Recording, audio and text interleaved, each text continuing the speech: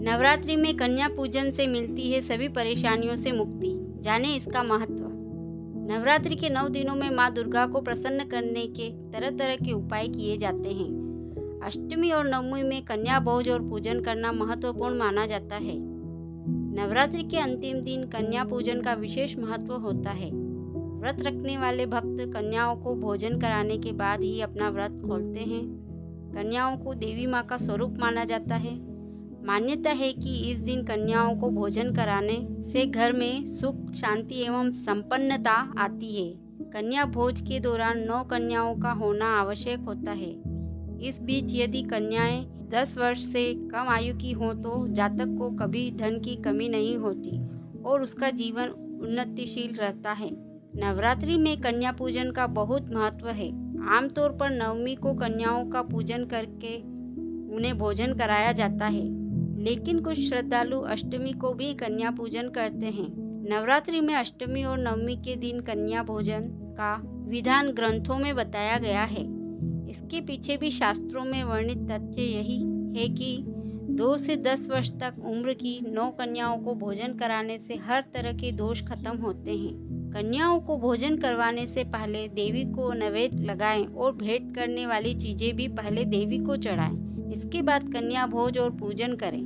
कन्या भोजन न करवाया पाए तो भोजन बनाने का कच्चा सामान जैसे चावल, आटा, सब्जी और फल कन्या के घर जाकर उन्हें भेंट कर सकते हैं। अष्टमी को विविध प्रकार से माँ शक्ति की पूजा करें। इस दिन देवी के शस्त्रों की पूजा करनी चाहिए। इस तिथि पर विविध प्रकार से पूजा करनी चाहिए और विशेष आहुतियों के साथ देवी की प्रसन्नता के लिए हवन करवाना चाहिए। इसके साथ ही 9 कन्याओं को देवी का स्वरूप मानते हुए भोजन करवाना चाहिए।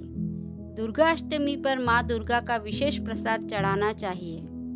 पूजा के बाद रात्रि को जागरण करते हुए भजन, कीर्तन, नृत्य आदि उत्सव मनाना चाहिए। अगर शादी में देरी हो रही है तो 5 साल की कन्याओं को खाना खिलाकर श्रृंगार का सामान भेंट करें। पैसों की कमी से परेशान है तो 4 साल की कन्या को खीर खिलाएं। इसके बाद पीले कपड़े और दक्षिणा दें। 9 साल की 3 कन्याओं को भोजन सामग्री और कपड़े देने से शत्रु बाधा और काम में आ रही रुकावटें दूर होती हैं। 3 और 10 साल की कन्याओं को मिठाई देने से पारिवारिक क्लेश दूर होता है। बेरोजगारी से परेशान है तो 6 साल की कन्याओं को छाता और कपड़े का भेंट करें। 5 से 10 साल की कन्याओं को भोजन सामग्री देकर दूध, पानी या फलों का रस भेंट करने से सभी तरह की समस्याओं का निवारण होता है। पौराणिक धर्म ग्रंथों एवं पुराणों के अनुसार नवरात्रि के अंतिम दिन कौमारी पूजन आवश्यक होता है, क्योंकि कन्या पूजन के बिना भक्त के नवरात्रि व्रत अधूरे माने जाते हैं। कन्या पूजन के लिए सप्तमी, अष्टमी और नवमी तिथि को उपयुक्त माना जाता है। कन्या भोज के लिए 10 वर्ष तक की कन्याएं उपयुक्त होती हैं। कन्या पूजन के दिन घर आई कन्याओं को सच्चे मन से स्वागत करना चाहिए। इससे देवी माँ प्रसन्न होती है। इसके बाद स्वच्छ जल से उनके पैरों को धोना चाहिए। इससे भक्त के पापों का नाश होता है। इसके बाद सभी 9 कन्याओं के पैर छूकर आशीर्वाद लेना चाहिए।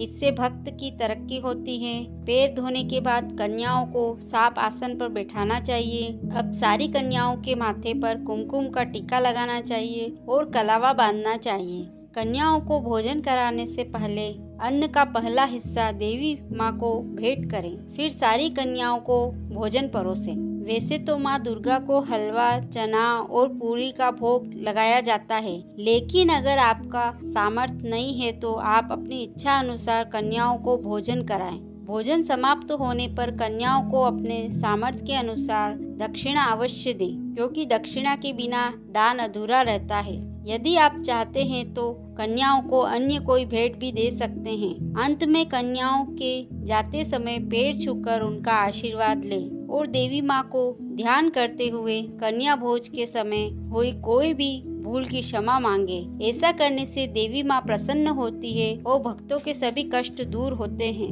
जय माता दी।